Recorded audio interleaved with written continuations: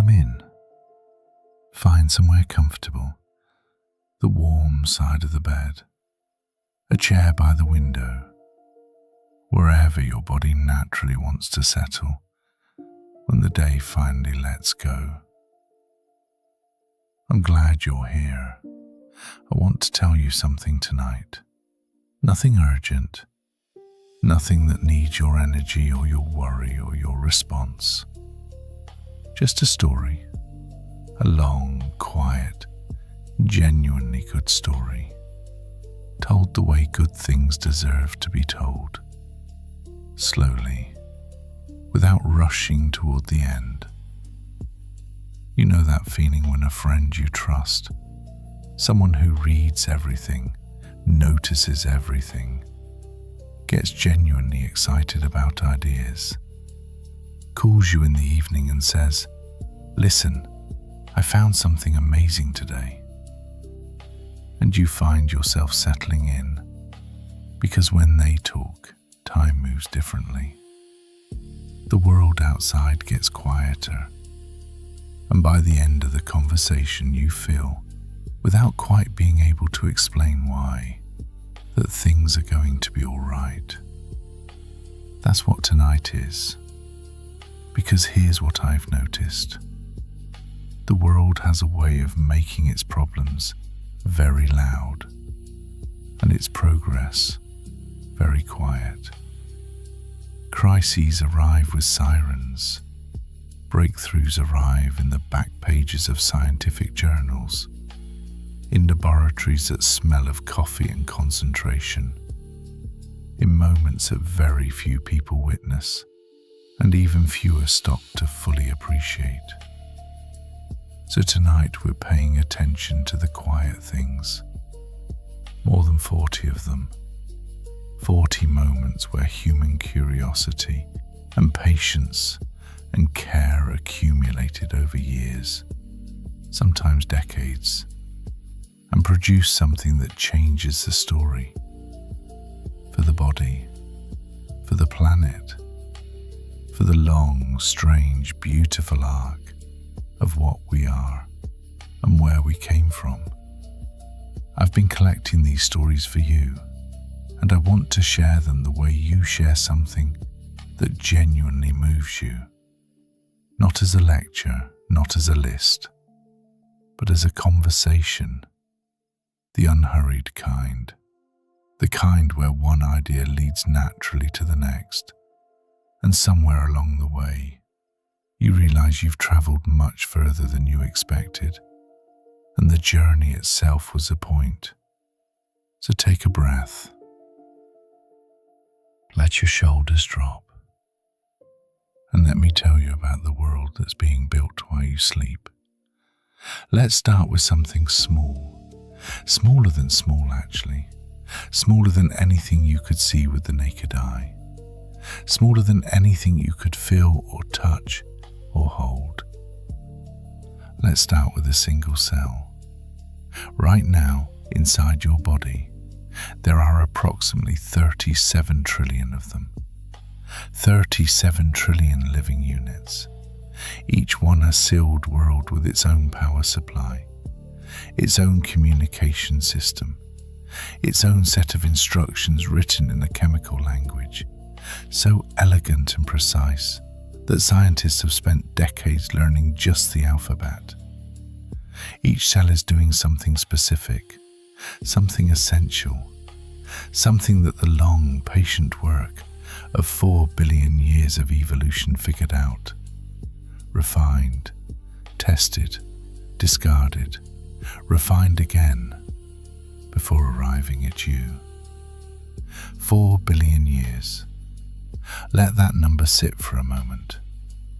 The first living cells appeared on this planet when it was young and violent and barely recognizable, when the atmosphere was mostly methane and ammonia, when the oceans were warm and shallow and full of chemistry that hadn't yet decided what it wanted to become.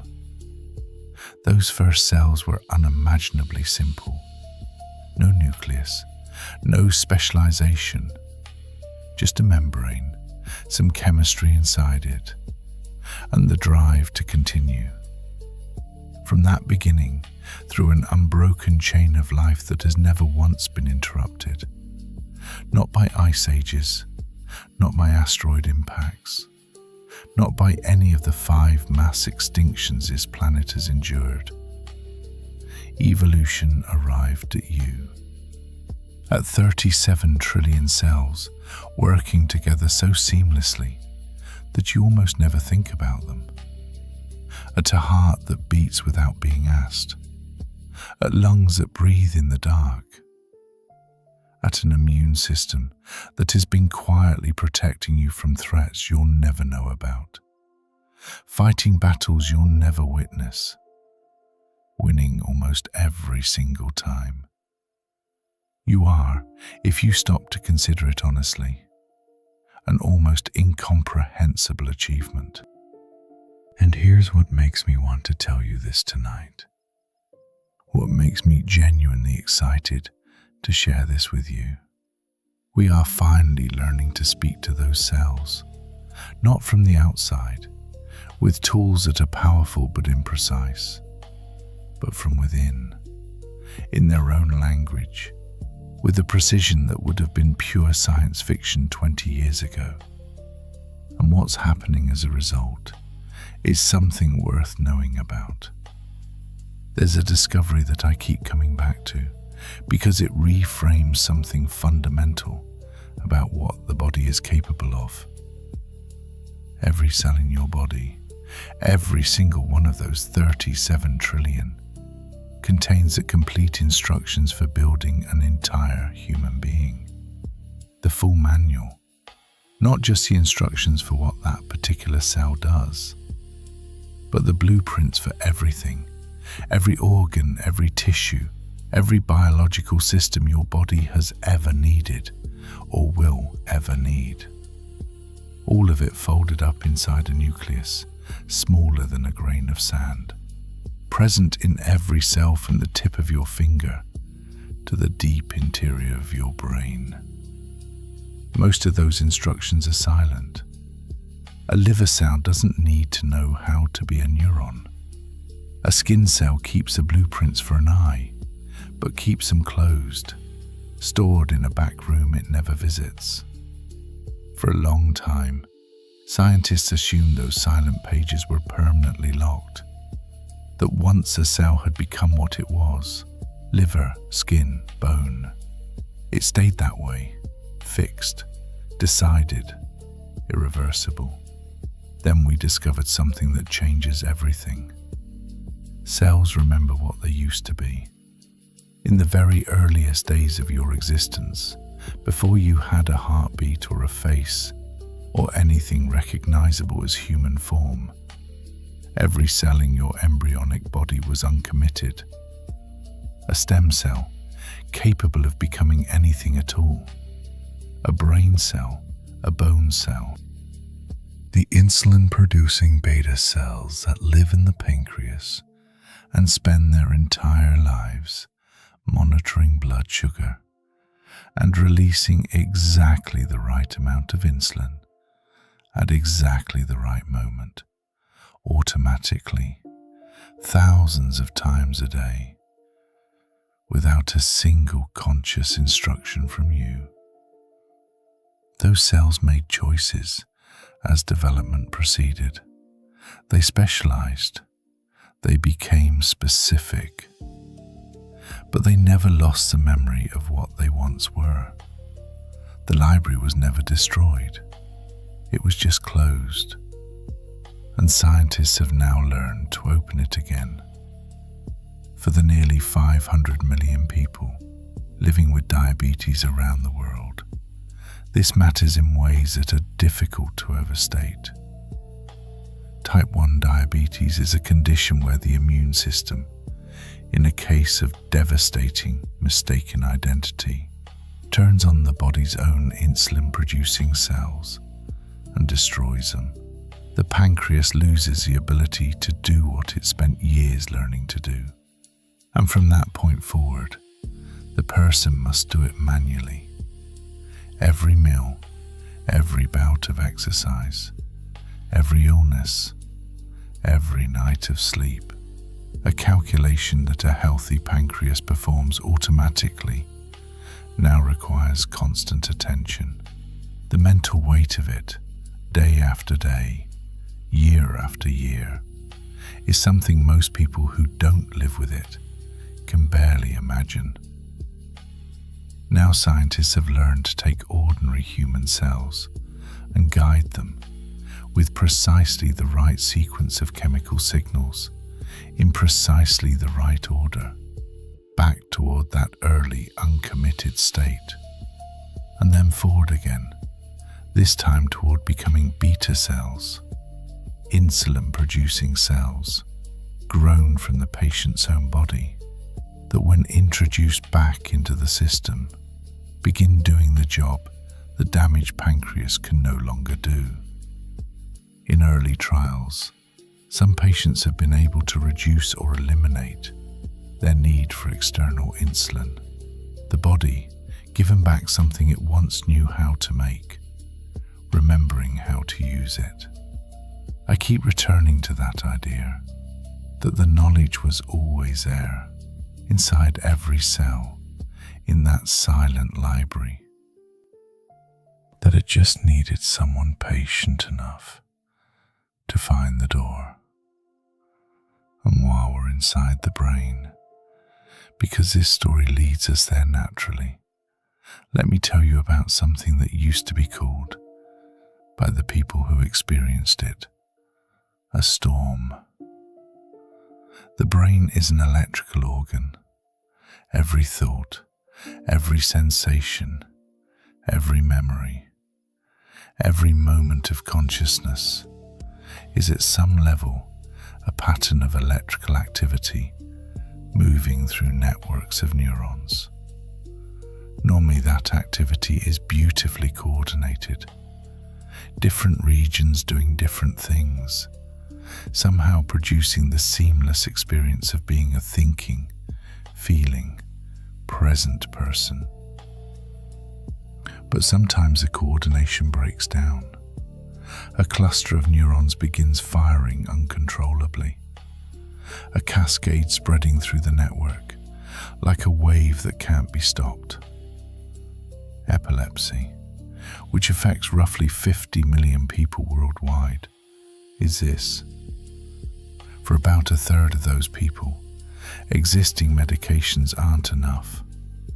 The storms continue, unpredictable, exhausting, arriving without warning, regardless of everything done to prevent them.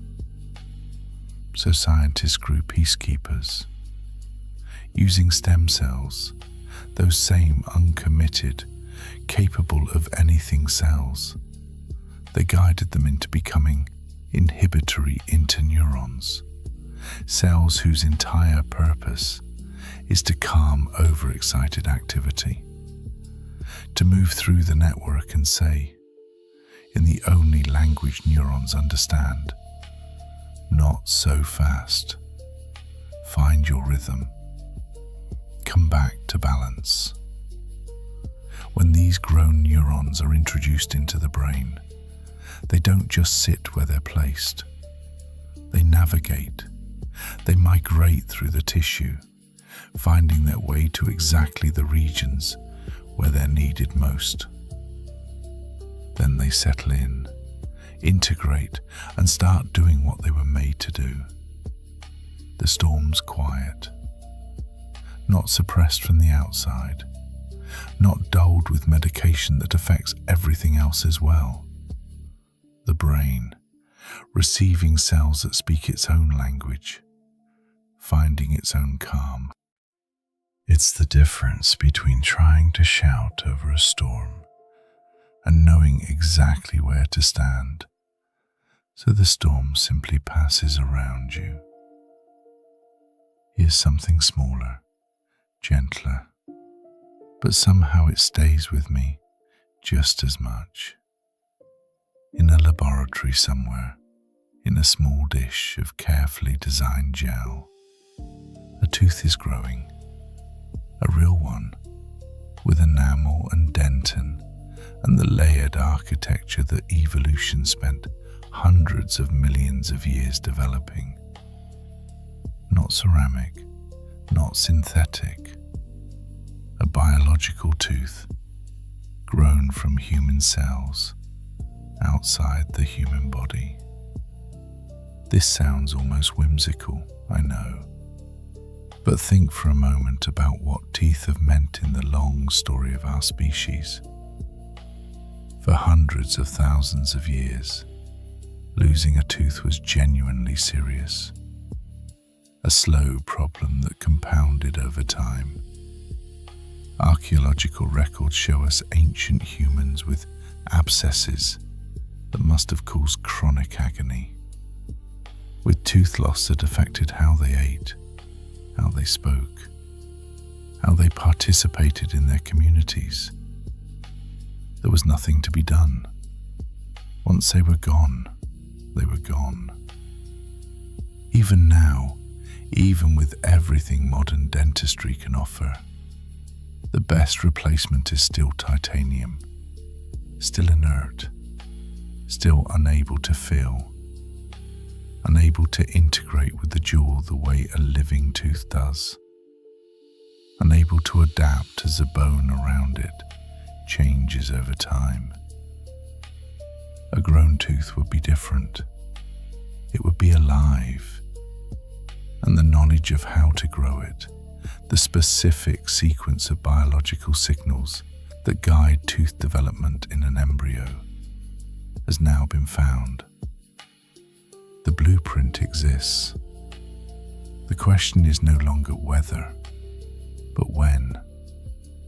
And while that future is still arriving, there's something available right now that I find quietly wonderful. Your saliva contains minerals, calcium and phosphate, floating in that warm liquid your mouth produces constantly. The same minerals your tooth enamel is made of. Enamel is the hardest substance your body produces, but it has always had one limitation. It can't repair itself. Scientists have developed a gel that changes this. Applied to the teeth, it uses those minerals already present in your own saliva and organizes them, guides them, lays them down in microscopic layers back onto the tooth surface. Your body had the materials all along. The gel simply provided the instructions. Let me tell you about light, about darkness first, and then about what happens when light comes back. The human eye took roughly 500 million years to arrive at what you have now. It began as a simple patch of light-sensitive cells on the surface of an ancient creature, something that could detect nothing more than the difference between brightness and shadow. Over millions of generations, that patch deepened into a cup, then a sphere, then a structure with a lens, then with color receptors, then with the astonishing resolution and range and adaptability that lets you read a face across the room and navigate by starlight and notice the exact moment the sky shifts from blue to gold at dusk. For all of that time, all of those 500 million years, damage beyond a certain point meant permanent darkness. If the light-sensing cells of the retina were destroyed, the story ended there. Now scientists have developed implants made of structures measured in billionths of a meter. Nanowires sensitive to infrared light that can be placed in a damaged retina. They absorb light, convert it into electrical signals, and pass those signals onto whatever functional cells remain, which carry them to the brain. No batteries, no external power. The implant runs on light itself, and the brain, that endlessly adaptive, never quite finished organ, learns to interpret the new signals, to build a picture from them, to find the edges and the movement and the shapes. People who have lived in darkness are beginning to see light. What moves me most isn't the technology, extraordinary as it is. It's the collaboration. The nanowires don't replace the eye. They work with what remains. They speak to the surviving cells in a language close enough to the original that the whole system can find a way to use it together. Not a replacement, a conversation between what was lost and what was built to help. There is a nerve in your body that I think deserves more appreciation than it usually gets. It starts in your brainstem and wanders. That's literally where it gets its name, from the Latin vagus, wandering, down through your neck, your chest, your diaphragm, branching as it goes until it has touched your heart, your lungs, your stomach, your intestines. It is the longest nerve in your body, the most widely connected. And here's the thing that makes it remarkable. It runs mostly upward, not commands going down from the brain to the body, but information traveling up from your gut, your heart, your organs, telling the brain the truth about how things actually are inside. When you take a slow, deliberate breath, the kind that makes your shoulders drop without you deciding to drop them, you are talking to this nerve. You are sending a message upward through the oldest communication system in your body. We are safe. We can rest. Whatever was threatening us has passed. Scientists have now found a way to speak to this nerve directly. A small device worn at the neck, delivering gentle electrical pulses at precisely calibrated frequencies. A quiet, specific conversation with the nerve that connects everything. In clinical trials with people living with PTSD, where the brain's threat detection system has become stuck in permanent alert, where the danger that has passed still feels present, where the body cannot find its way back to rest, no matter how much the conscious mind understands that it's over. The vagus nerve stimulation helps reset the alarm. It tells the nervous system something that words alone sometimes can't reach. The emergency is over. You made it. You are here. Said not in language which the thinking mind can always find reasons to doubt, but in the frequency of a pulse, traveling along pathways that existed long before thought did, to a part of the brain that predates conscious reasoning entirely. The body finally receiving the message it needed most. Your DNA is a text, 3 billion letters long, written in an alphabet of 4 chemicals, refined and passed down through an unbroken chain of living things, stretching back nearly 4 billion years. Every creature that ever lived on this planet contributed in some small way to the text you carry now.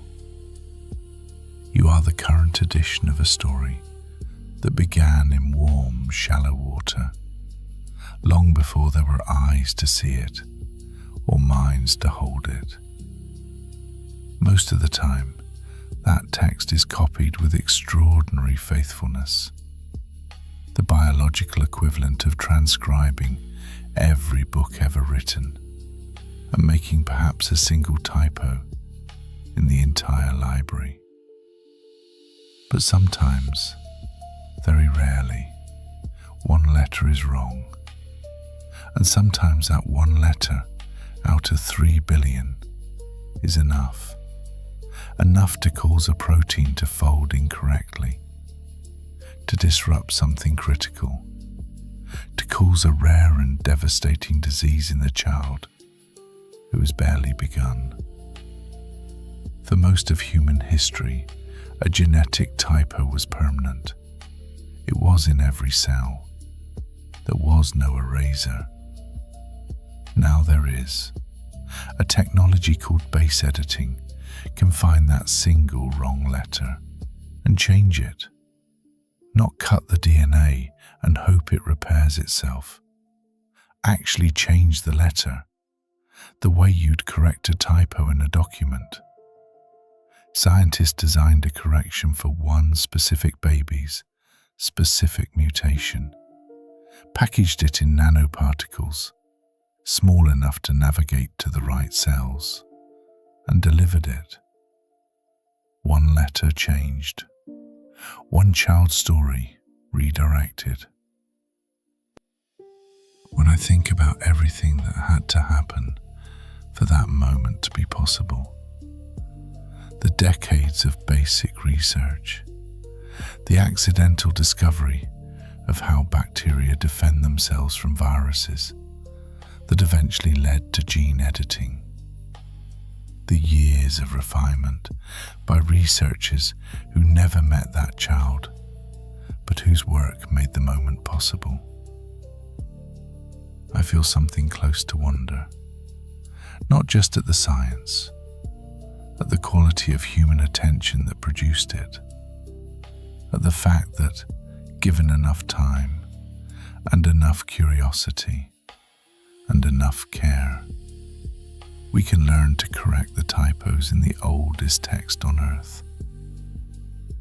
Cancer is not one disease.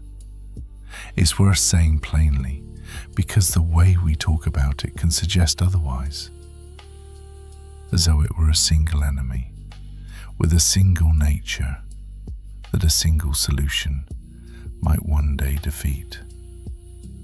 But cancer is hundreds of different diseases, each arising from a different cell type, each driven by different changes, each behaving differently and responding differently to everything we try. What they share is this: they are the body's own cells, altered, changed by mutation until they no longer follow the rules that govern how normal cells grow and divide and eventually die. They are the body in conflict with itself, which is part of what makes them so difficult to address. For most of the last century, our primary tools, surgery, radiation, chemotherapy, were powerful but imprecise, effective in specific situations, but affecting healthy tissue alongside diseased. The dream was always something more targeted, something that could tell the difference. That dream is arriving now, in pieces, simultaneously, from multiple directions at once. Here's the one I find most beautiful. mRNA technology, the same platform used for certain vaccines, is now being used to create cancer treatments that are entirely personalized. A sample of the patient's tumor is analyzed. Scientists identify the specific mutations unique to that particular cancer. The molecular fingerprint that marks those cells as different from healthy ones. They design a treatment carrying that fingerprint and use it to train the immune system. The body, given a precise description of what it's looking for, goes to find it. Every treatment is different. Every one is designed for one specific person's cancer. In early trials, particularly in melanoma, the results have been striking. Patients receiving personalized immunotherapy showed significantly lower rates of recurrence, the immune system doing what it always evolved to do, just now with better information. And alongside this, artificial intelligence is learning to find cancer before it announces itself. Tiny fragments of cancer DNA circulate in the blood long before a tumor is large enough to cause symptoms, long before any scan would reveal it. An AI trained on vast datasets of genomic information can now detect those fragments, can read, in a few milliliters of blood, the faint molecular signal of something that is only just beginning. In many cancers, finding it early is the entire difference between a difficult chapter and a story cut short.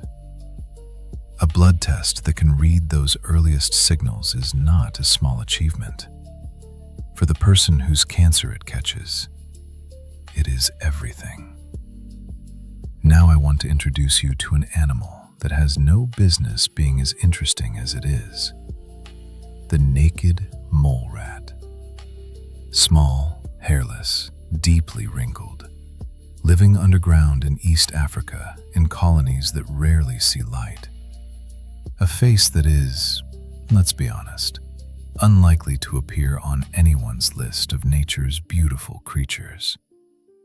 But the naked mole rat lives for up to 37 years. For a rodent of its size, this is almost biologically absurd. A mouse of similar body weight lives perhaps 2 or 3 years. The naked mole rat outlives it more than 10 times over. It almost never develops cancer. It shows remarkably little physical decline with age.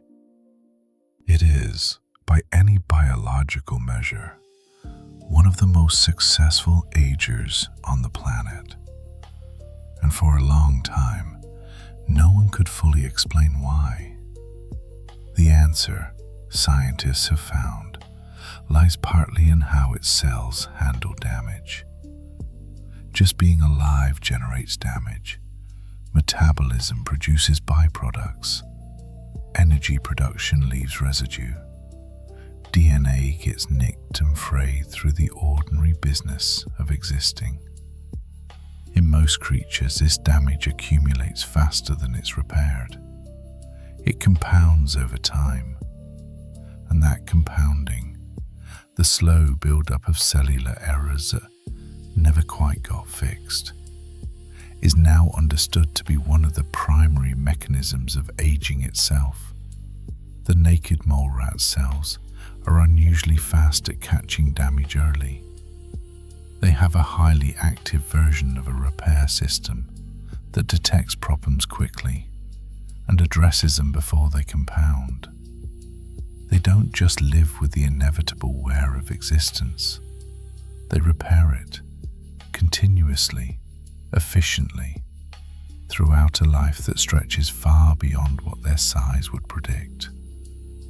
We are now studying that repair system in human cells, trying to understand what makes it more or less active, learning what we can from a small hairless animal in an underground tunnel who quietly solved a problem that has occupied human thought for as long as human thought has existed. Evolution found a different answer in different creatures. The naked mole rat found one that worked remarkably well. We are reading its notes, carefully, with great interest. There is something else I want to gently correct tonight. A story we've been telling about our own bodies that turns out to be missing most of the picture. Fat, the adipose tissue distributed through the body, was understood for a long time as essentially passive, a storage system, a reserve of energy for lean times, problematic when it accumulates in excess, something to be reduced and managed rather than listened to. that understanding was incomplete. Fat is an organ, an active, communicating, deeply intelligent organ that produces hormones, releases signaling molecules, participates in immune function, and maintains constant, sophisticated conversations with your brain, your liver, your gut, your heart.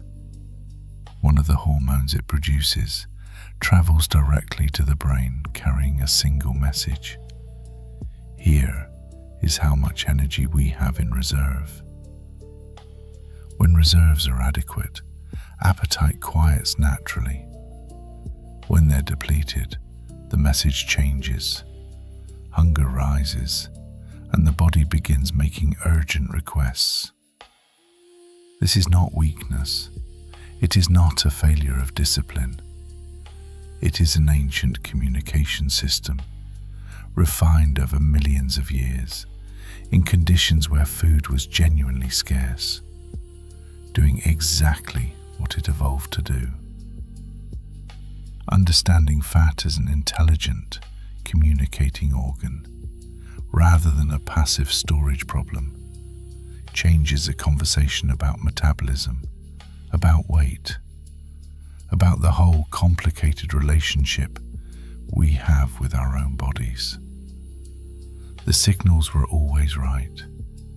The system was always working. What changed was the world around it, faster than biology can adapt.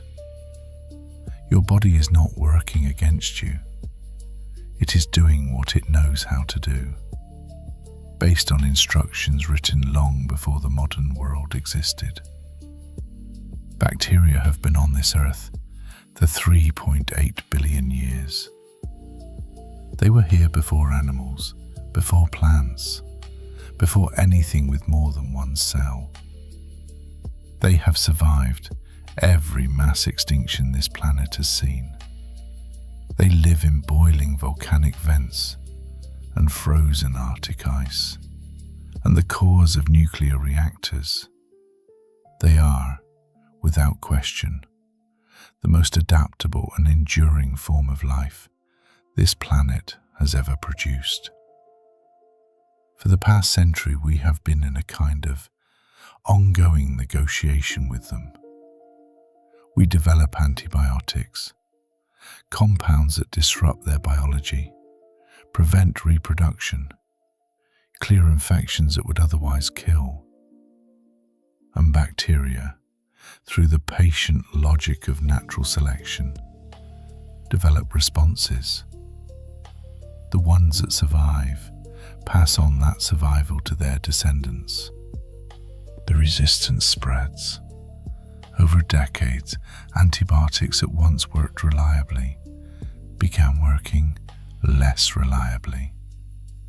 The pipeline of new ones grew dangerously thin.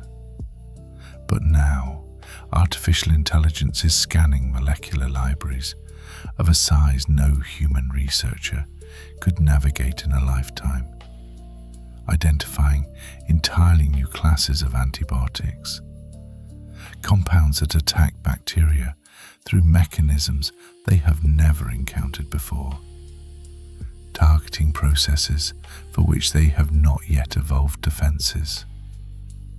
New approaches in a very old negotiation. We've been at this for 100 years. They've been at it for nearly 4 billion. But we are learning faster now than we ever have before, with tools that have no precedent in the history of medicine. One more thing before we step outside tonight, out of the landscape of the body and into the wider world. Scientists have now found the precise moment when consciousness dims, the border between being here and being gone, between the last aware thought of the evening and the first deep wave of sleep has been located. Not as a single dramatic switch, but as a gradual shift, a specific change in the pattern of electrical activity moving through the brain.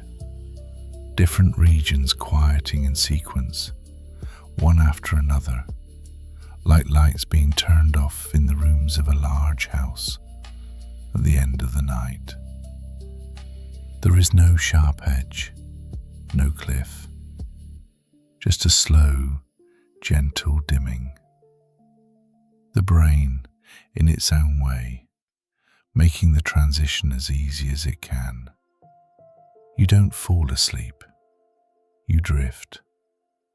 And somewhere in that drifting, as the lights go out, one by one, the border is crossed, and everything the body knows how to do, everything we talked about tonight, the repair and the maintenance, and the long, patient work of staying whole, begins. You don't need to supervise any of it. It happens while you rest. It's happening now. Stay with me. In Chapter 2, we step outside, into forests growing back quietly in the dark, into rivers running clear again after a century of waiting, into a planet that is, in its own slow and patient way, learning to breathe more freely. The story isn't over. It's just getting started. Step outside with me for a moment, just for a moment. Leave the interior landscape of the body, the 37 trillion cells doing their quiet work, the neurons finding their rhythm, the DNA being carefully read and corrected and understood. Leave all of that and step outside into the night air. Feel it. There's something happening out there that I want to tell you about. Something that doesn't make headlines because it moves too slowly for headlines, because it happens in increments of seasons and decades rather than days. But when you step back far enough to see it whole, it takes your breath away. The planet is healing.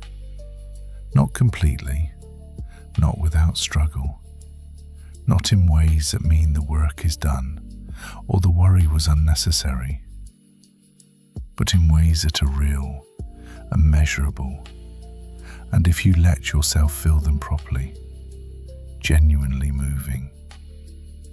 Let me show you what I mean. There is a river in the heart of Paris that I want to tell you about.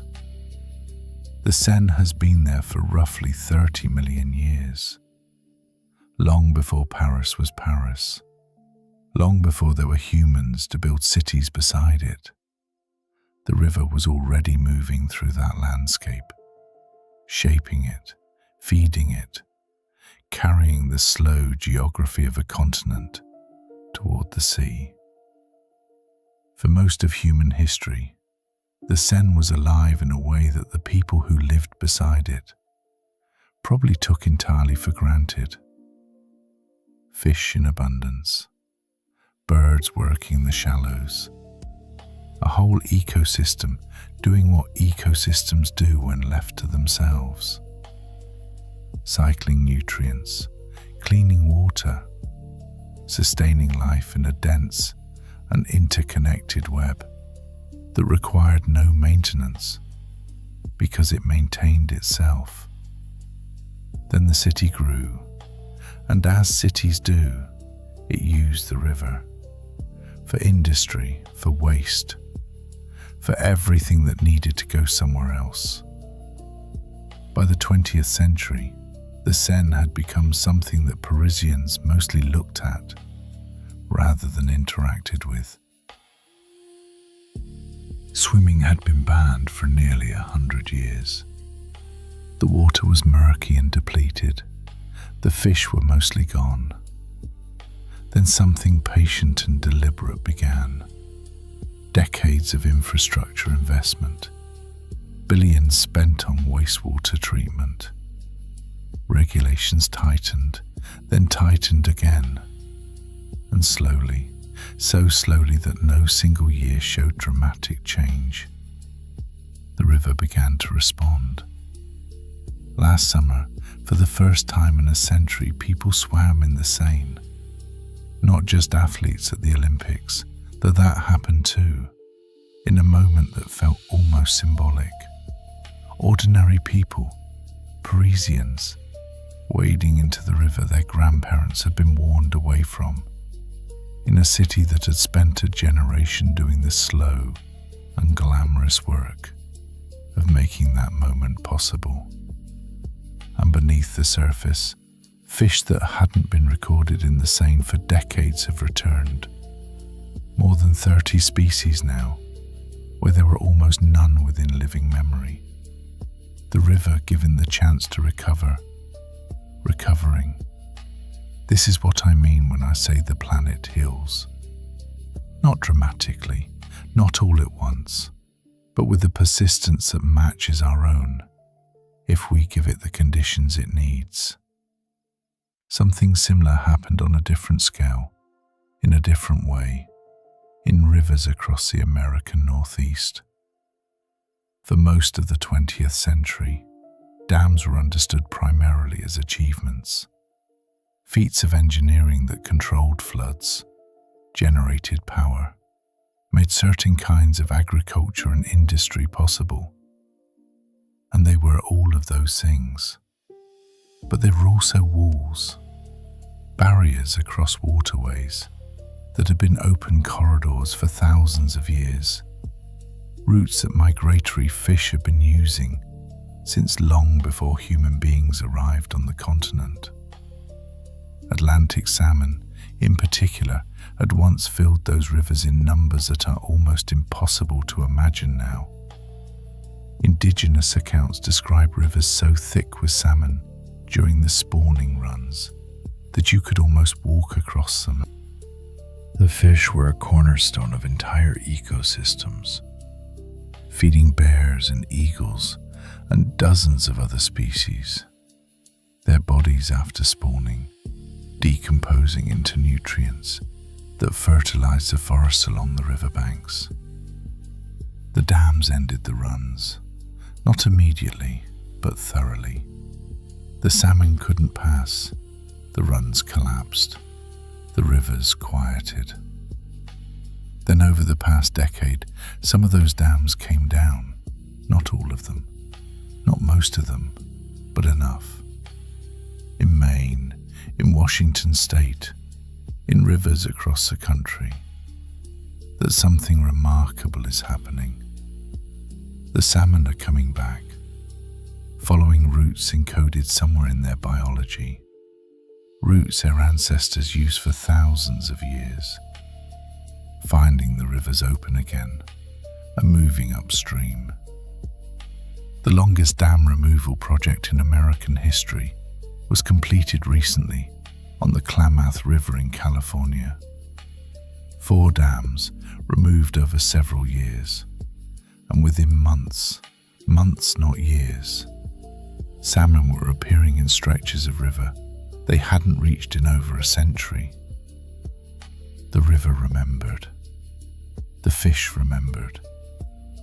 Some things, given half a chance, know exactly how to come back.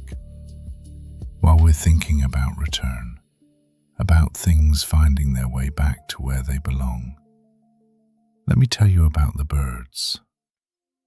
Migration is one of the most extraordinary phenomena in the natural world, and I think we've become so accustomed to the idea of it that we sometimes forget to be astonished. Twice a year, billions of birds, songbirds, shorebirds, waterfowl, raptors, cross continents and oceans, navigating by stars and magnetic fields and landmarks, and some combination of inherited knowledge and learned experience that scientists are still working to fully understand. Many of these birds depend on specific stopover sites along their routes, places where they can rest and feed before continuing, where the conditions are exactly right for a bird that has been flying for days to recover its strength. Coastal wetlands, river deltas, flooded fields. Here's something that stopped me when I first read about it. Farmers in California's Central Valley, working on land that was once vast seasonal wetland before it was drained for agriculture, have started voluntarily flooding their fields during the winter months when crops aren't growing. Just temporarily, just long enough to create the shallow water habitat that migratory shorebirds need on their journey. They call it managed wetlands. Scientists call it working lands conservation. I call it a farmer standing in a muddy field in November, watching tens of thousands of birds settle into the water he put there for them, and feeling something that doesn't need a name. The birds come because the conditions are right. The farmer created the conditions. The birds don't know this. They just know the water is there, and they are tired, and they can rest. There is something in that arrangement that I find deeply, quietly beautiful. Let me tell you about energy now, about a shift that has been building for decades and has now, quietly, crossed a threshold.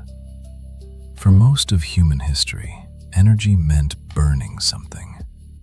Wood first, then coal, then oil and gas. The entire industrial civilization that produced the world you live in, the cities, the medicine, the food systems, the technology, was built on combustion, on the release of energy stored in carbon, accumulated over millions of years of geological time, and consumed in a few centuries of extraordinary activity. The consequences of that consumption have been real and serious and are still unfolding. But something else has also been unfolding in parallel for the past few decades.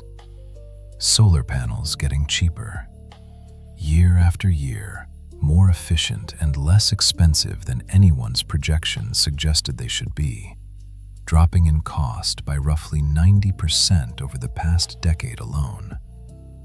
Wind turbines growing taller and more powerful, installed offshore where the winds are strongest and most consistent.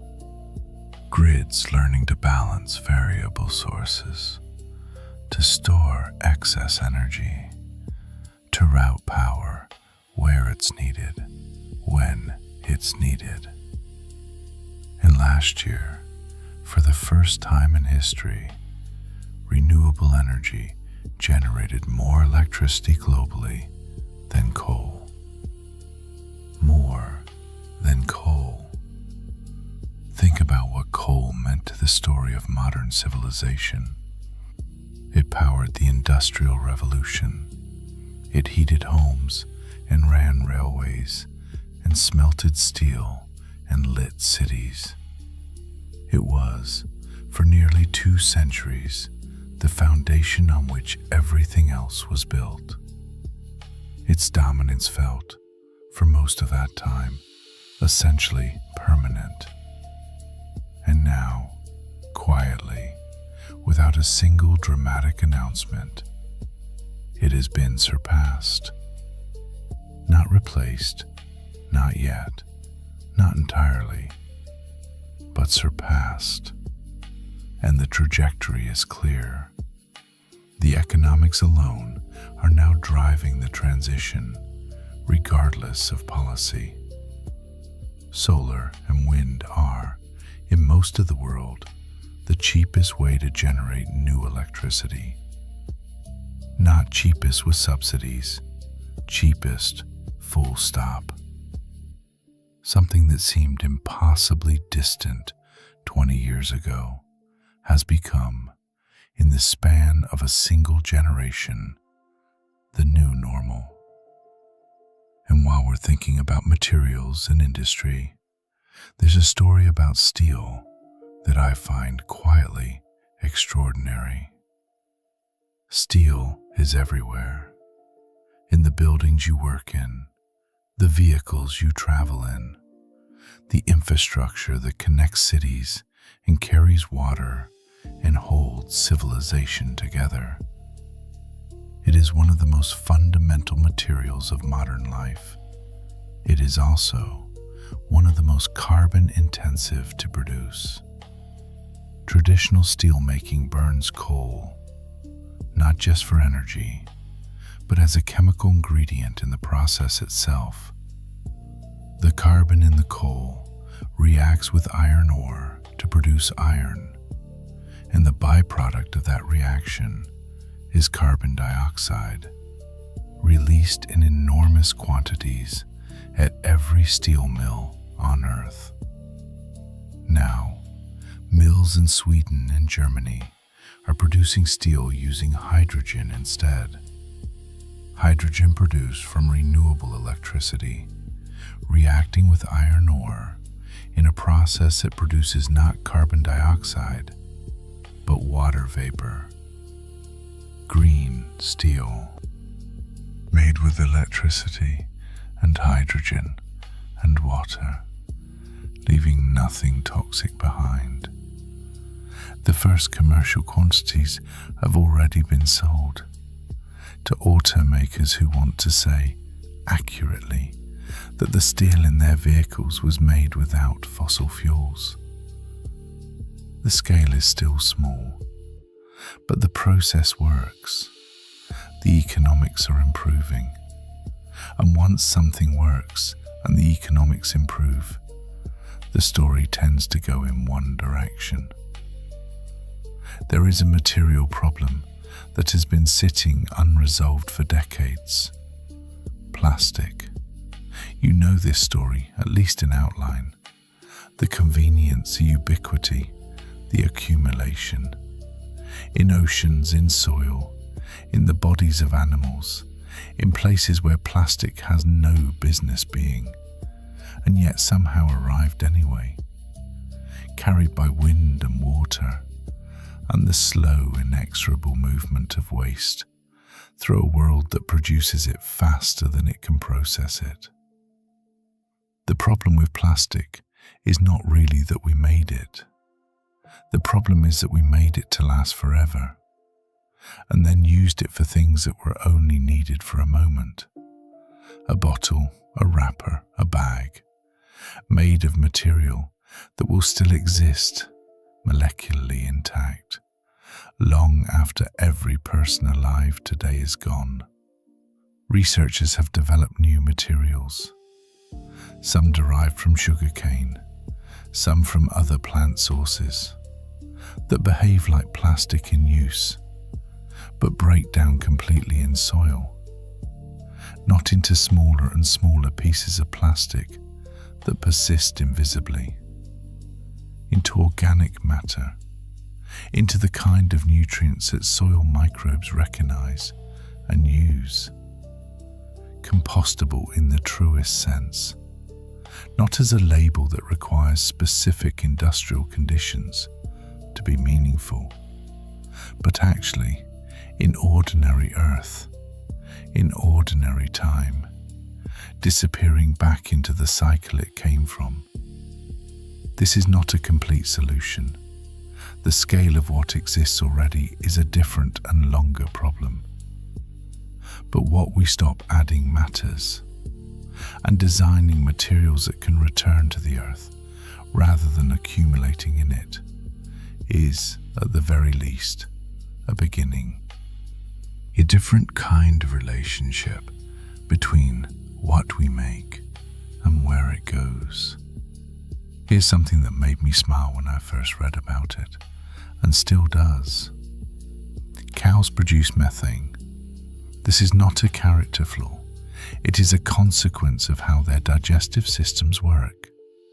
Microbes in the cow's rumen breaking down tough plant material through a process that releases methane as a byproduct. It is as natural as anything gets. It is also, at the scale of the global cattle population, a meaningful contribution to atmospheric warming.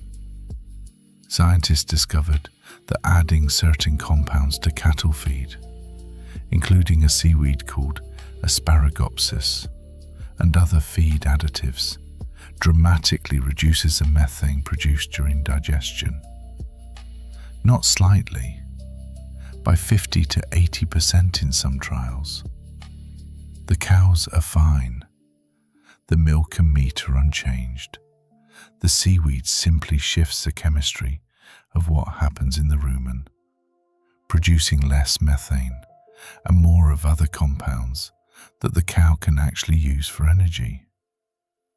A problem that seems structural and intractable, built into the basic biology of an animal that billions of people depend on for food, turns out to have a solution that involves feeding them different things. Sometimes the answer is simpler than the problem looked. And then there's rice. Rice feeds more people than any other crop on Earth. Roughly half the global population depends on it as a dietary staple. The billions of people across Asia, Africa, and Latin America, rice is not a side dish. It is the meal. And rice is in trouble. As nights get warmer, as the temperature during the hours when rice plants should be cooling and consolidating their growth instead remains elevated, yields drop. The plant flowers at the wrong time, pollinates less efficiently, produces fewer and smaller grains. In regions that are already warming faster than the global average, this is not a future concern. It is a present one. Scientists have identified a specific gene responsible for the plant's sensitivity to nighttime heat. A gene that, when active, essentially limits what the plant can do in warm conditions. By switching that gene off, they produced rice varieties that maintain their yields even as nights grow warmer. The same grain, the same taste, the same cultivation, the same cultural meaning that rice has carried for thousands of years across the civilizations that built themselves around it. Just more resilient, just able to keep doing what it's always done in conditions that are different from the ones it evolved in. A small genetic change with implications for the food security of billions of people. Speaking of food and what it costs the planet to produce it, let me tell you about something that is happening in laboratories that looks, at first glance, like something from a science fiction novel. Meat grown from a single cell. Not a plant-based substitute. Not something designed to approximate the experience of meat. Actual animal muscle tissue, cultured in a controlled environment from cells taken, without harm, from a living animal. Fed nutrients, encouraged to grow and differentiate, eventually producing something that is, biologically, indistinguishable from conventional meat. The environmental arithmetic of this is striking. Conventional meat production requires land, enormous amounts of it, much of it converted from forest. It requires water, feed crops, transportation, and produces waste at every stage.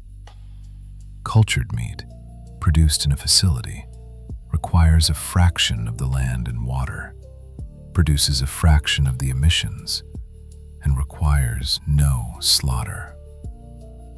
We are not there yet in terms of scale or cost. The first cultured beef burger, produced in 2013, cost approximately $300,000. The price has dropped by orders of magnitude since then, and continues to fall as the science matures and the processes become more efficient. But the biology works. The food is real. And the question is no longer whether this is possible. It's how quickly the world can decide what to do with the possibility. I want to close this part of the story with something I find quietly profound. Somewhere in the North Atlantic, on a stretch of coastline that was farmed for generations, the land has been given back. Not dramatically, not through conflict or expropriation, through a process called rewilding. The deliberate withdrawal of human management from land that was once wild, and the patient observation of what happens next. What happens over and over again in rewilding projects across Europe and North America is this. The land remembers. Without grazing pressure, grasses grow tall and seed. Shrubs establish themselves. Trees follow, birch first, then oak and ash and hawthorn, returning in the sequence that ecology determined long before anyone was watching. Animals return to the habitat that returns to them. Insects first, then birds, then larger mammals following the food. It happens faster than anyone expected, not in centuries, in years, in decades. Ecosystems that were stripped to their foundations can rebuild themselves with a speed that suggests the knowledge of how to do it was never entirely lost, just waiting, suppressed, for the conditions that would allow it to express itself again. The land, like the cells we talked about earlier, remembers what it used to be. Given the chance, it reaches back toward it. There's a thread running through everything I've told you tonight, through the stem cells that remember their original purpose, through the salmon finding rivers they haven't swum in a century, through the Seine opening its water to swimmers for the first time in a generation, through forests growing back on land that was given space and time. The thread is this: healing doesn't always require invention. Sometimes it requires permission. Sometimes the knowledge of how to recover is already there. In the cell, in the river, in the seed, in the soil. And what's needed is not a solution from outside, but simply the removal of what was preventing it. Life, given the conditions it needs, tends toward complexity, toward richness, toward something that, if you stand back far enough, looks very much like flourishing. And we are learning, slowly, imperfectly, with many mistakes still ahead, how to be the kind of species that creates those conditions rather than preventing them. That's not a small thing. That is, if you think about it, in the long view that tonight deserves. Everything. There's more I want to share with you. We haven't yet talked about what's being discovered in the deep past, in ancient libraries that were buried for 2,000 years, in the DNA of people who lived before history had a name for them. We haven't talked about what's waiting at the edges of the universe, or what we're learning to build among the stars. The night is long, and the story isn't finished. Let me take you somewhere else now. Not forward, not yet. Backward, deep backward, into the kind of time that doesn't have edges you can feel.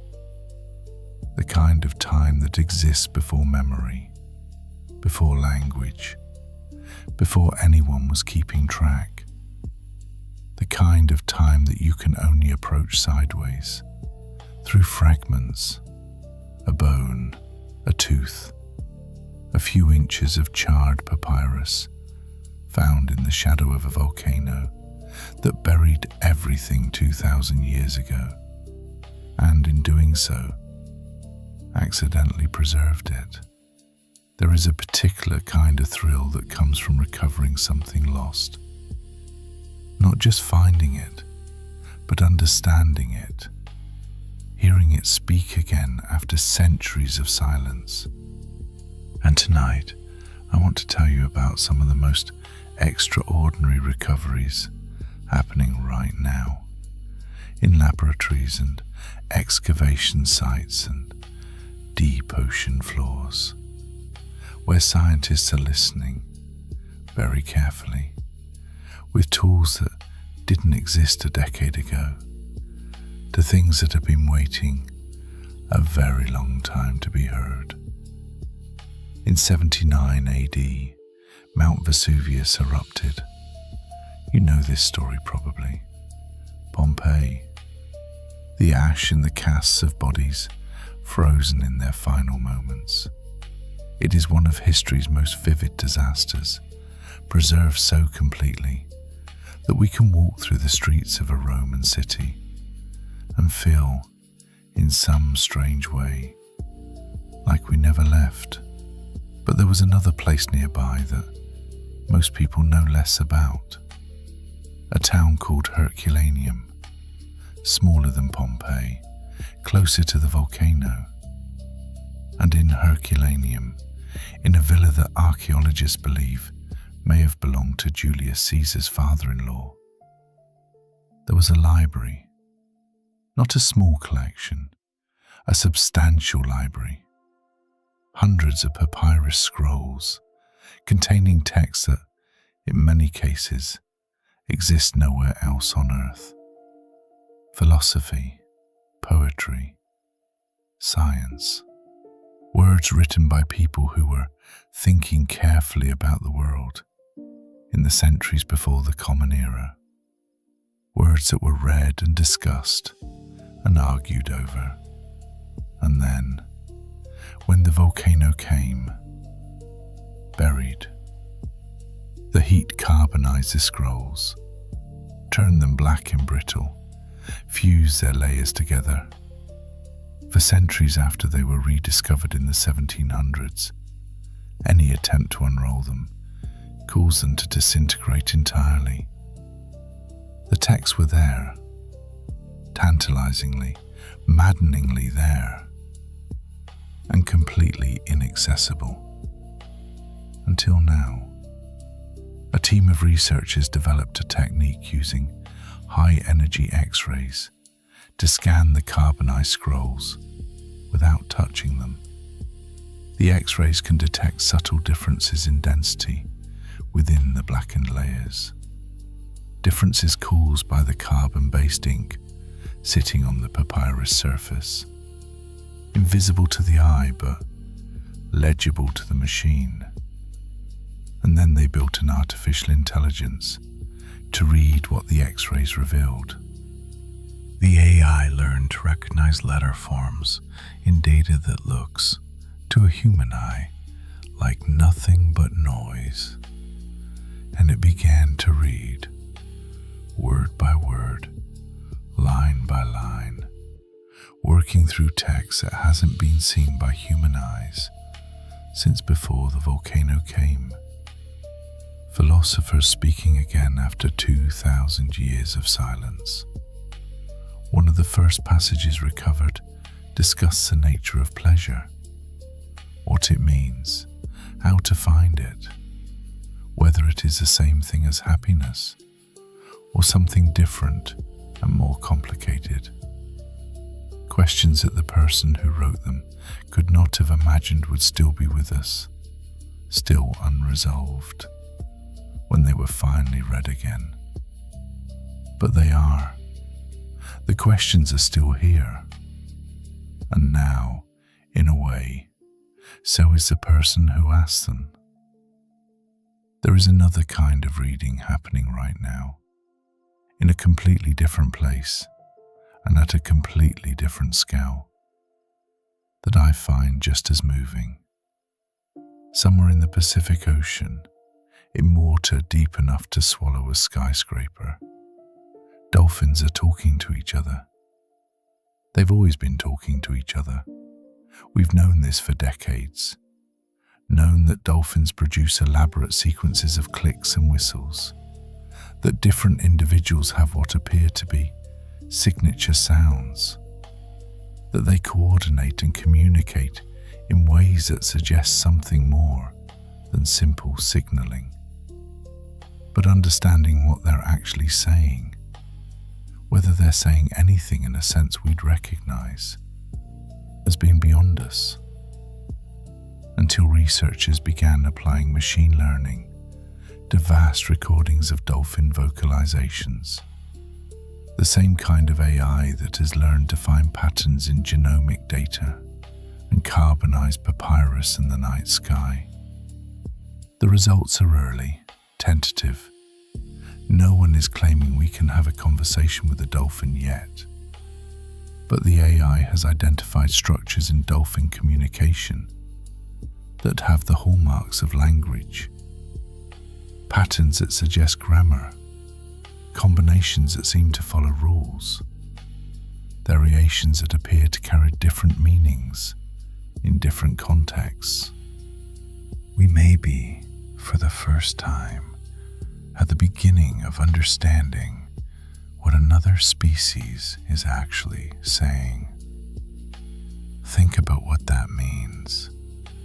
For the entire history of human civilization, for all the thousands of years we have lived alongside other intelligent creatures, fascinated by them, dependent on them, sometimes treating them well and sometimes not. We have been essentially monolingual.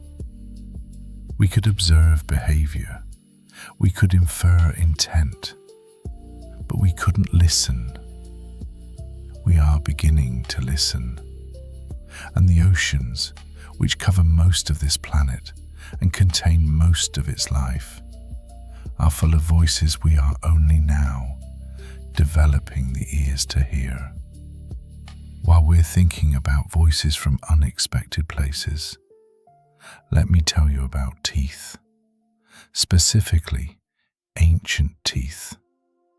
The kind found in archaeological sites, in sediment layers thousands of years old, in caves and river deposits, and the carefully excavated remains of people who lived and died long before writing existed.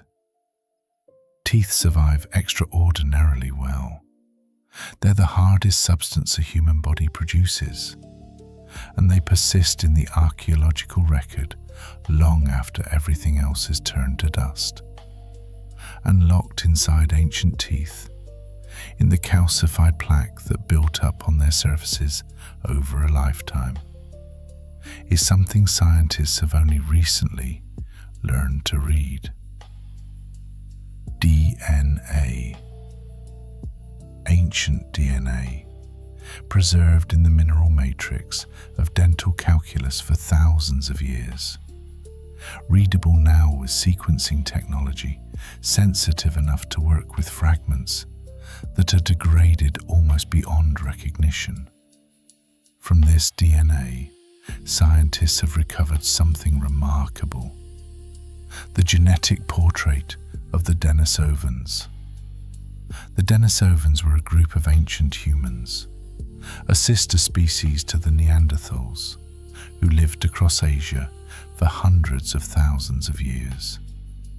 We knew they existed because of a few small bone fragments found in a Siberian cave. a finger bone, some teeth. Enough for DNA sequencing, but not enough to tell us what they looked like, how they lived, what they were. Now, from ancient dental DNA, scientists have been able to reconstruct aspects of Denisovan biology that the bones alone could never reveal. Facial features inferred from the genes that shape development, pigmentation, aspects of physiology that leave traces in the genome, even when the body itself is gone. A face assembled from molecular evidence. A person recovered from the deep past. And here's something that I find quietly extraordinary about this. Denisovan DNA didn't disappear when the Denisovans did. It survived in the genomes of modern humans whose ancestors met and had children with Denisovans tens of thousands of years ago. People in Papua New Guinea carry up to 5% Denisovan DNA. Tibetan populations carry a Denisovan gene variant that helps them survive at high altitude, a genetic gift from a people who are otherwise gone, still actively helping their distant relatives breathe thin mountain air. The Denisovans are not entirely lost. They live in the people who descended from the long ago meetings between groups, who are different enough to be called separate species, and similar enough to have children together. We are all, in our genomes, a record of those meetings, and the Denisovans are not the only people written into our DNA who left no other trace. Genetic analysis of ancient European remains has revealed the presence of populations that, in the archaeological record, seem to simply disappear.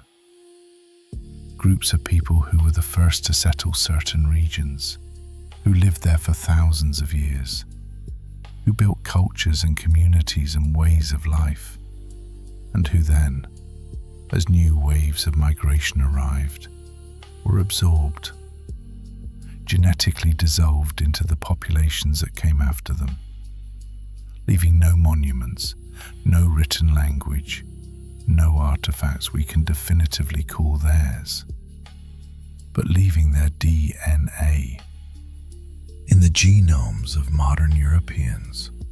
Scientists can find the traces of these ghost populations, statistical shadows in the data, sequences that don't fit any known ancient group, that point to the existence of people we have no other record of. People who were real, who lived full lives, who mattered to each other, and who survive now only as a quiet signal in the genetic background of their distant descendants. We are learning to read those signals, learning to hear the voices of people who left no other way of speaking. There is something about this that moves me deeply. The idea that no one is entirely lost, that even the most complete disappearance leaves traces, that the past is not gone, but encoded, waiting in the present for someone patient enough to look. Let me tell you about color now. Not a discovered color, a created one. Something that didn't exist before, that human eyes had never seen, that required technology to experience. Researchers at UC Berkeley discovered that by targeting individual cone cells in the eye with precisely focused laser light, stimulating the green-sensitive cones in isolation in a way that never happens under natural conditions, they could create a visual experience that has no equivalent in ordinary human perception. They called the color olo. People who experienced it described it as a blue-green, intensely saturated beyond anything they had seen before, beyond what they thought was possible to see. A color that exists at the edge of what the human visual system can do, accessible only when the normal mixing of signals from different cone types is bypassed entirely.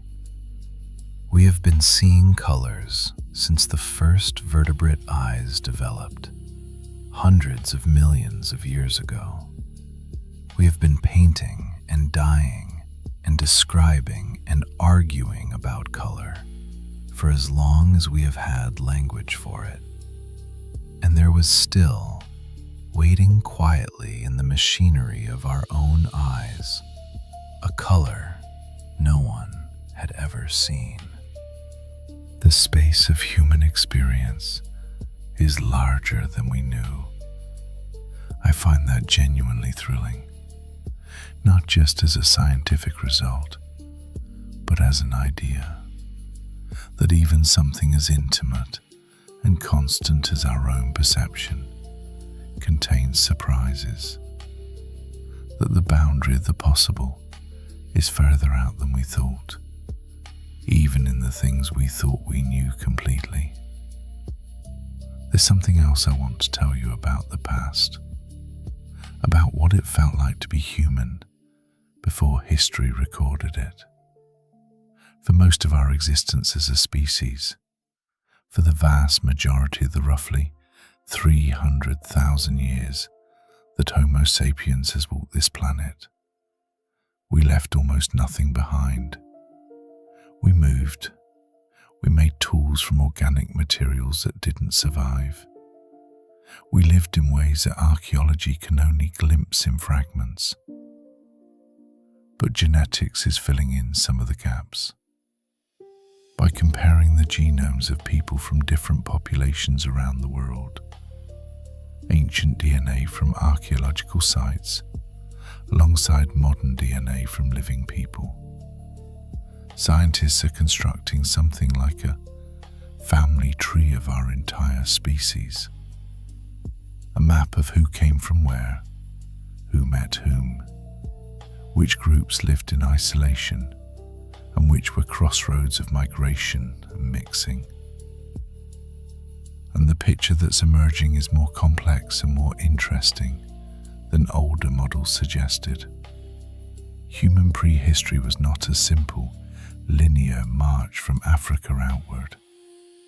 It was a series of expansions and contractions, of populations that grew and then collapsed, of groups that separated and then met again thousands of years later, of migrations that went in directions no one expected and then reversed, of people reaching the edges of continents and then finding ways across water that we still don't fully understand.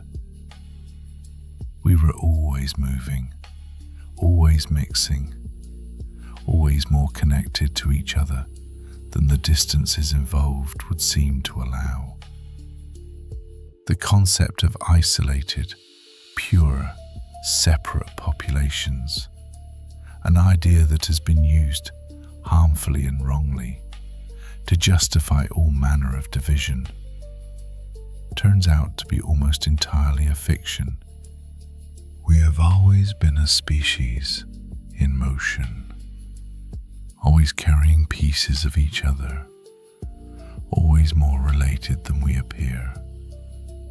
In the deepest record of who we are, there are no hard borders, only the long, complicated, beautiful story of people finding each other across time and geography, and leaving the evidence of those meetings in their descendants' DNA. I want to tell you about light again, but a different kind. not the light of a retinal implant or a laboratory laser. The light of the universe itself, traveling toward us across distances so large that the numbers involved stop meaning anything intuitive and become more like poetry than mathematics. In the mountains of Chile, in one of the driest and clearest places on Earth, where the air is so thin and the sky so dark that looking up feels like falling into the universe rather than looking at it. A telescope called the Vera Rubin Observatory has just begun its work. It is not the largest telescope ever built, but it may be the most ambitious in terms of what it intends to document.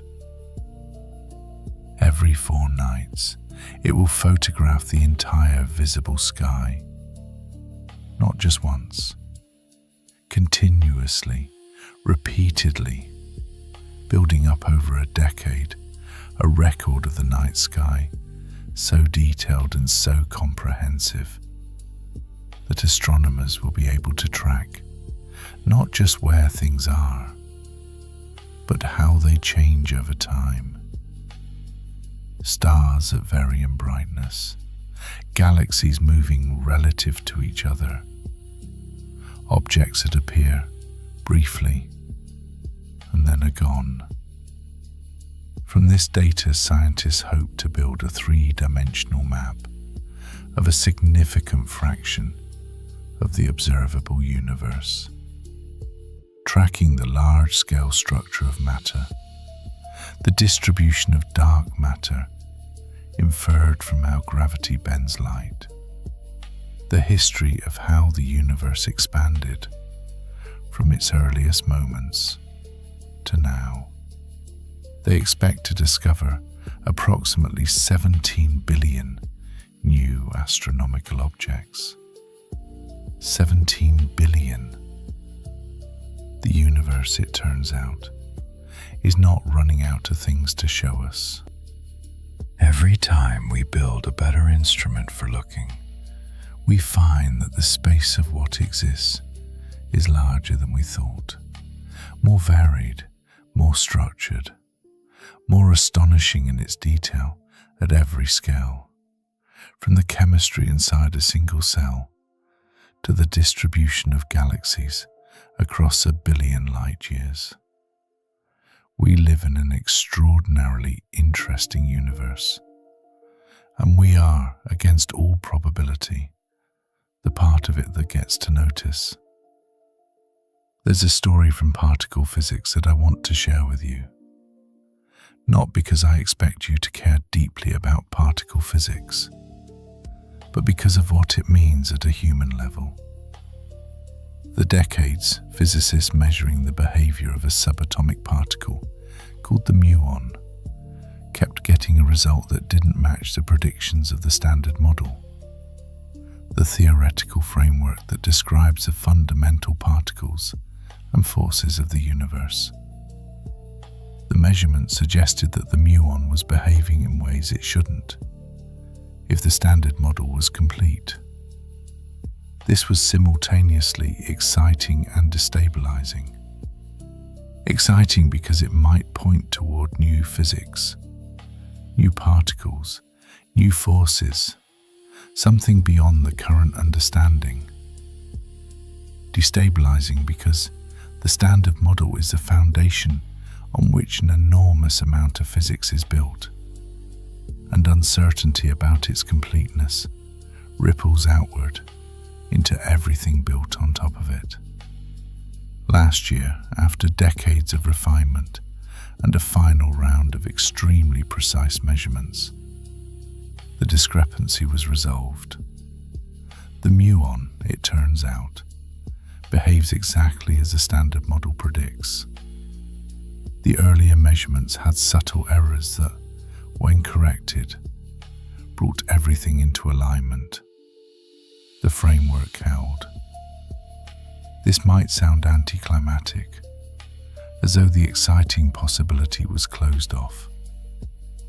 But I want to suggest a different way of hearing it.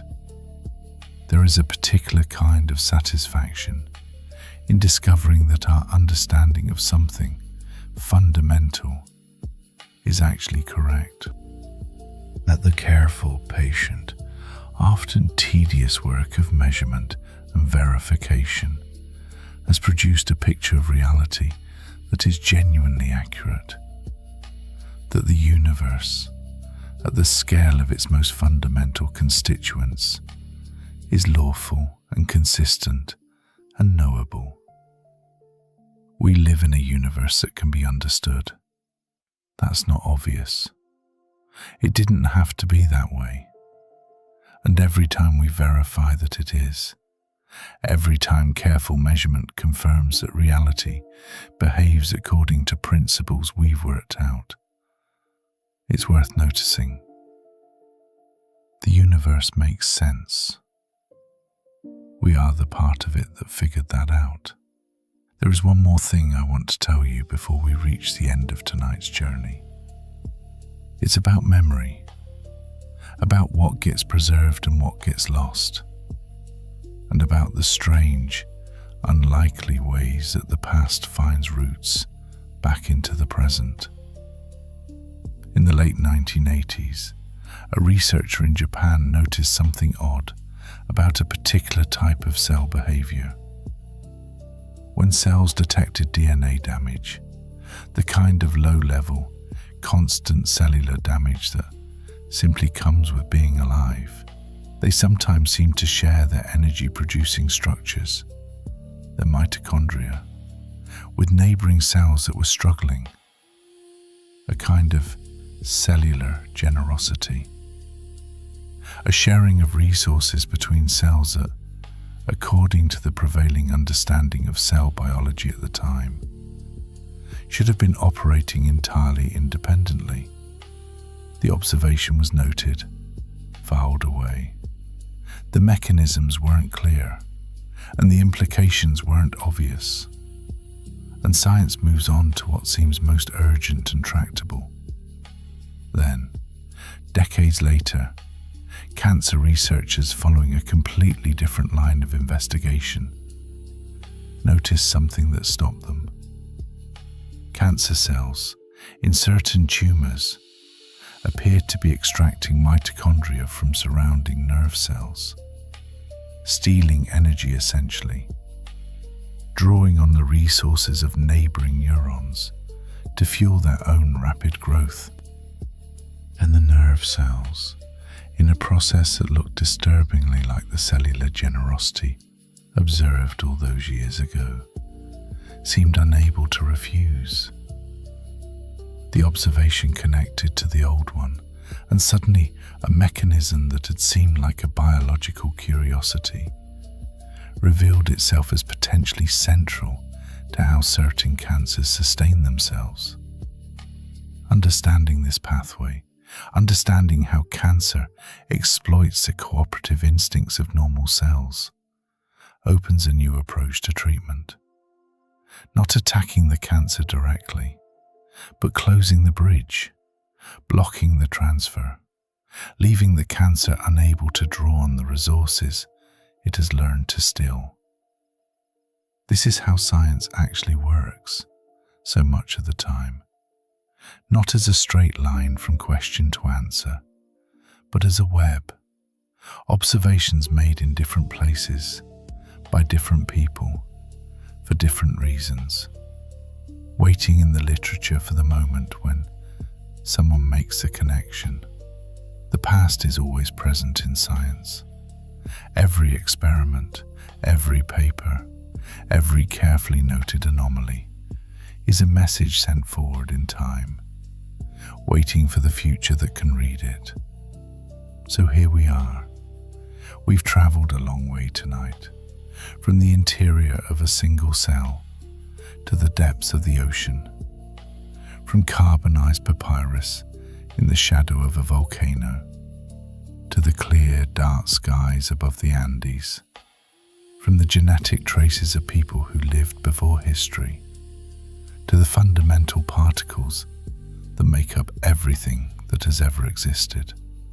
And what I hope you're feeling, somewhere underneath the drowsiness that is probably settling in by now, is something like this. We are a young species in the longest view.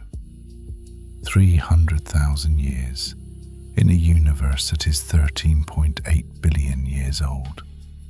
A thin film of awareness on the surface of a small planet, looking outward and inward simultaneously, finding in both directions something more extraordinary than we expected.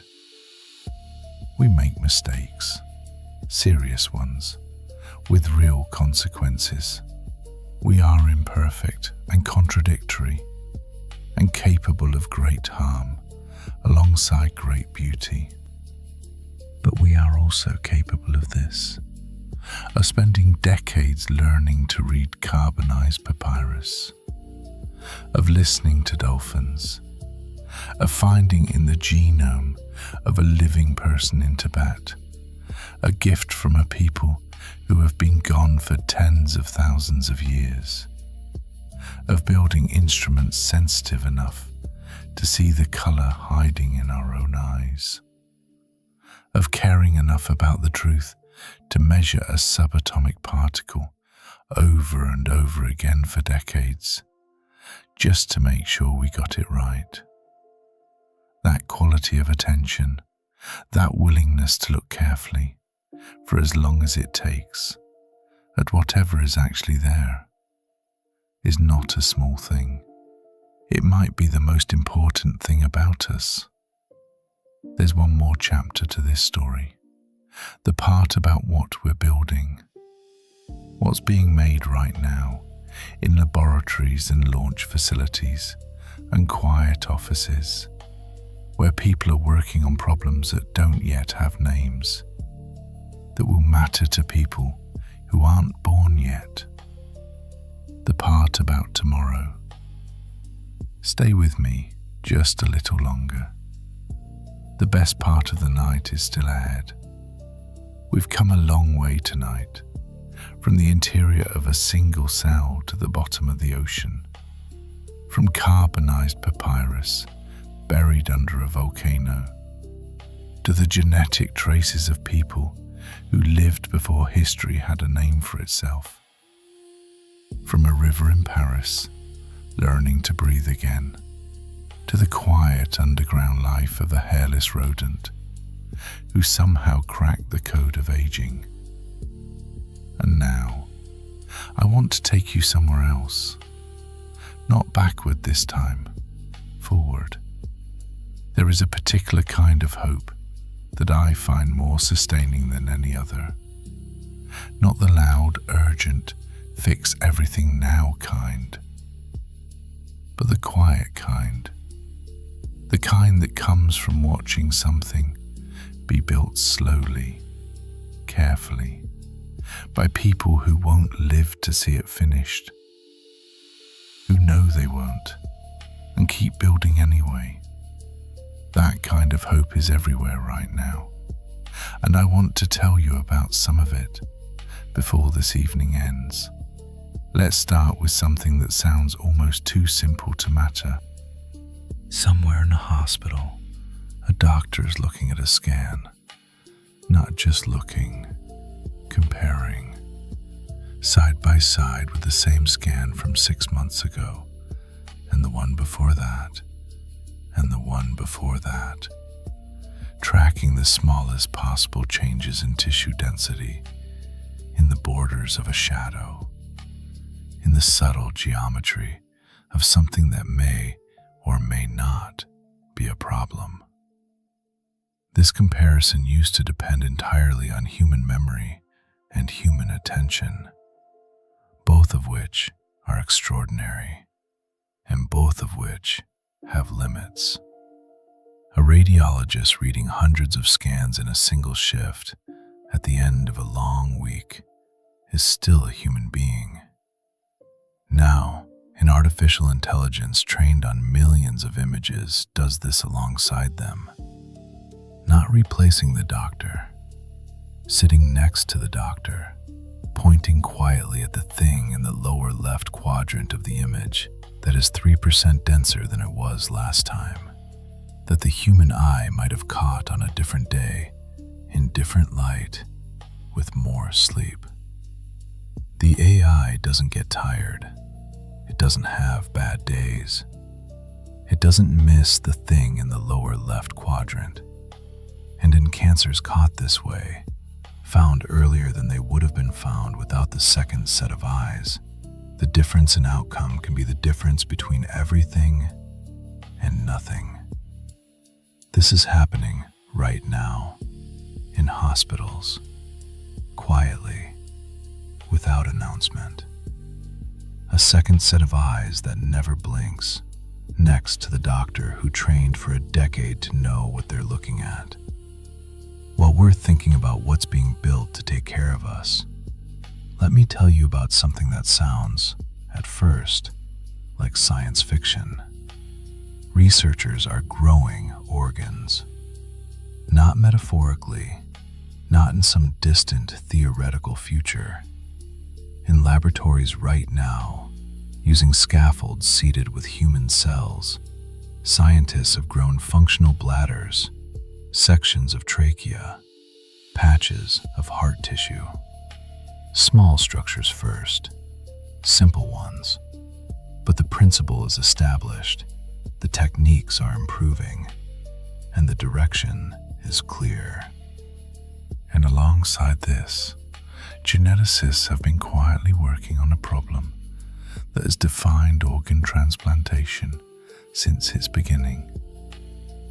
When you receive an organ from another person, your immune system recognizes it as foreign, as something that doesn't belong, and it tries with all the sophisticated weaponry at its disposal to destroy it. This is not a malfunction. It is the immune system doing exactly what it evolved to do, protecting the body from invasion. The organ just happens to be on the wrong side of that definition.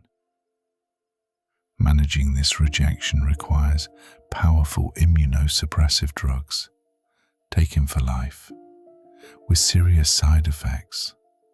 It is one of the central challenges of transplant medicine. Now, using gene editing, scientists have modified pig organs, removing the genes that trigger human immune rejection, adding human genes that help the organ integrate, to the point where they can be transplanted into human patients without immediate rejection. The first pig kidney transplanted into a living human patient functioned for nearly 2 months before complications arose. The first pig heart transplant into a human patient beat in a human chest. These were not successes in the simple sense. They were not the end of the story, but they were the beginning of something, proof that the biology can work, that the rejection barrier can be crossed, that the gap between what we imagined and what is possible has narrowed in ways that were genuinely unthinkable a generation ago. There are 100,000 people on organ transplant waiting lists in the United States alone. Worldwide, millions more. People waiting for a phone call that may not come in time. The work being done right now, in gene editing, in tissue engineering, in the long, patient science of understanding what makes the immune system accept or reject, is work done for those people, for the ones waiting, and for the ones who will wait in the future, in a world where the waiting list may eventually become something else entirely. Let me tell you about something that has been one of the defining fears of modern medicine. For decades, HIV, the virus that causes AIDS, has been one of the most consequential infectious diseases in human history. tens of millions of lives lost, hundreds of millions affected. A virus that targets the immune system itself, dismantling the body's defenses from within. Antiretroviral therapy transformed the disease from a death sentence into a manageable chronic condition. An achievement that deserves to be recognized as one of the great triumphs of modern medicine. People living with HIV who have access to treatment can now expect near normal lifespans. The virus can be suppressed to undetectable levels, at which point it cannot be transmitted. But antiretroviral therapy requires a pill every day, for life. And for hundreds of millions of people in the parts of the world where HIV is most prevalent, daily access to medication is not guaranteed. Now clinical trials are showing something that changes the picture entirely. A single injection, given twice a year, provides protection against HIV transmission that equals or exceeds daily oral medication. Twice a year, 2 injections, 12 months of protection. For someone living in a rural area with unreliable access to healthcare, with limited ability to maintain a daily medication schedule, with the stigma that still surrounds both HIV and the medications that treat it. Twice a year changes everything. It changes what adherence means. It changes who can be protected. It changes the arithmetic of a global epidemic in ways that daily pills, however effective, never quite could. A twice yearly injection, such a small thing, such an enormous difference. There is a material that humans have been making for thousands of years, baking it into bricks and pots and vessels that still sit in museums, that survived empires and millennia in the patient erosion of time. Ceramic. And now, researchers are making it do something it has never done before.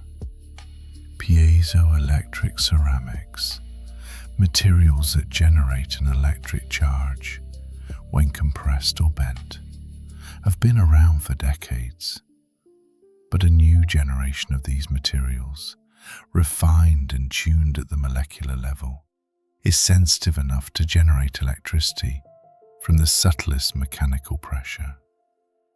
The pressure of a footstep, the flex of a bridge under traffic, the almost imperceptible vibration of a building in wind.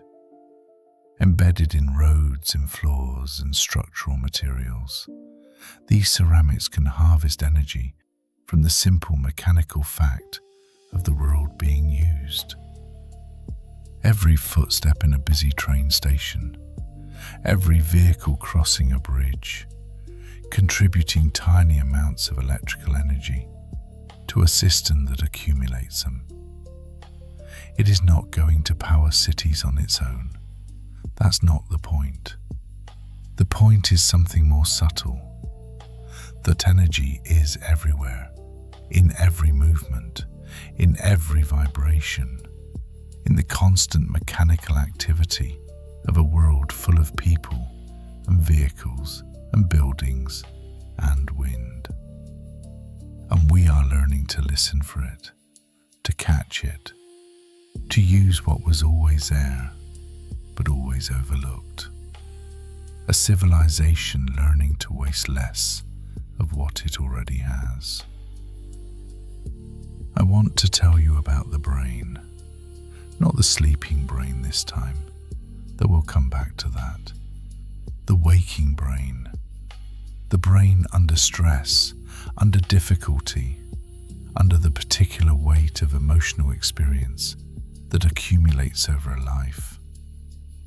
For a long time, Emotions were understood as things that happened to you, states that arose, that you experienced, that passed or didn't pass, that you could try to manage but couldn't fundamentally change. Then neuroscience began to reveal something more interesting. Emotions are, at the level of the brain, constructions, not simply responses to what happens in the world, but interpretations built from incoming sensory information, from memory, from expectation, from the brain's ongoing attempt to make sense of what is happening and predict what will happen next. And constructions can be reconstructed, not through denial or suppression. Those don't work and tend to make things worse, but through something more honest and more interesting, through changing the interpretation itself, through learning to notice an emotional state and ask, quietly and without judgment, whether the story the brain is telling about it is the only story possible. This is not a new idea philosophically, but neuroscience has now given it a biological foundation. We can see the brain regions involved in emotional construction. We can see what changes when interpretation changes.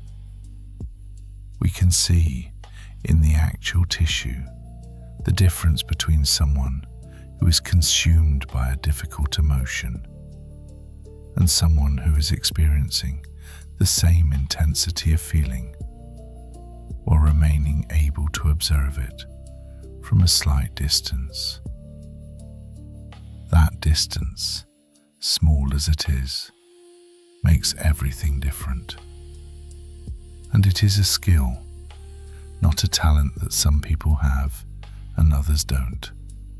A skill, one that can be learned, practiced, developed over time, in a brain that remains capable of change and growth and new patterns throughout a life. Your brain is not fixed. It has never been fixed.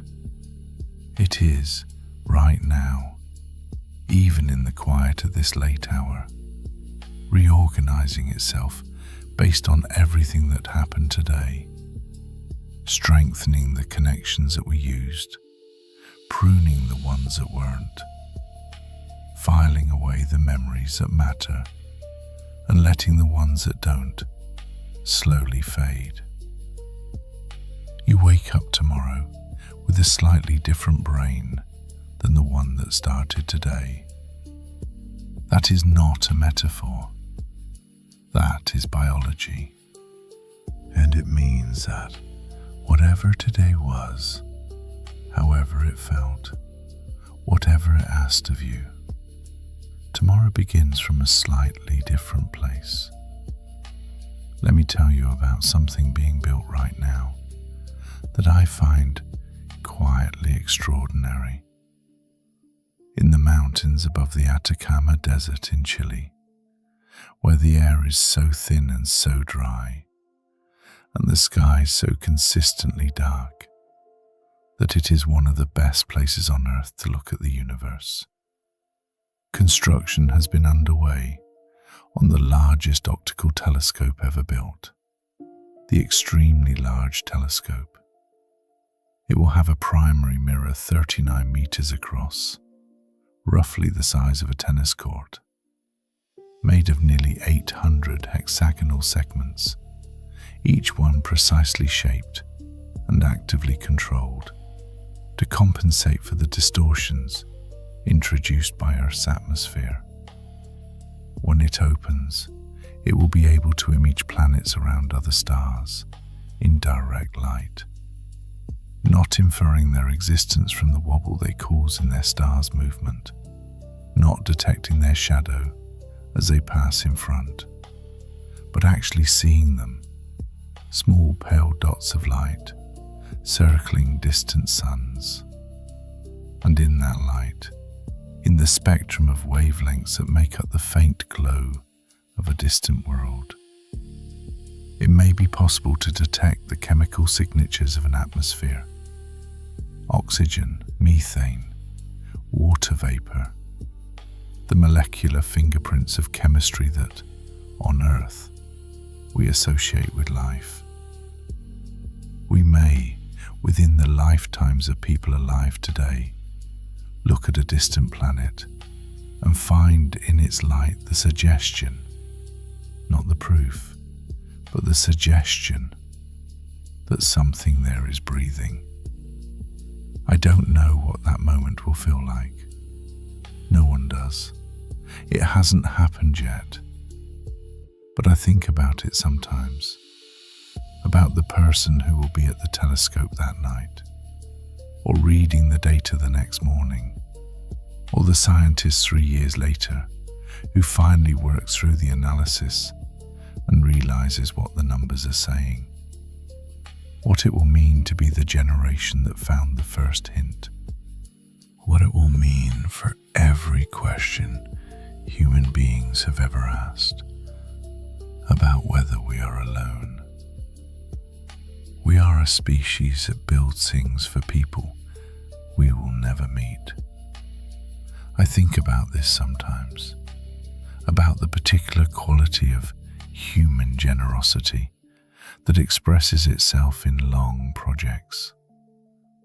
The people who planted trees they would never sit under, who built cathedrals they would never see finished, who began research programs knowing the results would come decades after they were gone. There is something in that orientation toward a future you won't inhabit, the people you'll never know, that I find deeply moving. It is maybe the clearest expression of what we are capable of when we are at our best. And it is everywhere in the science being done right now. The researchers working on Alzheimer's disease are working on a problem that takes decades to develop and decades to treat. The timescales of the disease do not match a human career. The people beginning this work now will not see the end of it. They know this. They work anyway. The engineers designing habitats for Mars are designing for a mission that may not launch for another 30 years. For astronauts who are currently children. For a planet no human being has yet stood on. They are solving problems for people who don't exist yet, in conditions no one has yet experienced. The geneticists studying the genomes of ancient populations are reconstructing a past that no one alive remembers, to understand a present that is still being shaped by forces set in motion thousands of years ago. All of this patient, careful, unglamorous, hopeful work is being done by people who chose to spend their lives contributing to something larger than they could complete alone. That is not a small thing. It might be the most human thing there is. I want to tell you about sleep now, really tell you about it. Not as a segue to ending this evening, but as one more genuine piece of good news that I've been saving for last. For most of human history, sleep was poorly understood. We knew it was necessary. The consequences of its absence made that clear enough. But why it was necessary, what it was actually doing during those hours of unconsciousness, was largely a mystery. Now it isn't. We know that while you sleep, the brain does something it cannot fully do while you're awake. A system called the glymphatic system, which runs partly on the flow of cerebrospinal fluid through channels around the brain's blood vessels, becomes dramatically more active during sleep. The channels widen, the fluid flows faster, and it carries with it the metabolic waste products that accumulate during waking hours, including proteins associated with Alzheimer's disease, cleared away night after night by this quiet internal maintenance system. Sleep is not rest in the passive sense. It is active biological maintenance. Your brain, in the hours you spend unconscious, is cleaning itself. We know that memory consolidation happens during sleep, that the experiences of the day are processed, sorted, compressed into long-term storage during the slow oscillations of deep sleep and the vivid narrative dreaming of REM. That what you learn today becomes more accessible tomorrow, not just because time has passed, but because of the specific biological work your sleeping brain did overnight. We know that the immune system is partially regulated by sleep, that chronic sleep deprivation suppresses immune function in measurable ways, and that adequate sleep supports the kind of immune response that protects against infection and, increasingly, against cancer. Sleep is not time lost. It is time given to the most essential maintenance your body performs. Every hour of sleep you get tonight is an act of care for yourself. Not indulgence, not laziness. Biological necessity and biological generosity. To the brain that will need to think tomorrow, to the immune system that will need to protect you, to the memories that are worth keeping. Here is a last thing I want to tell you tonight.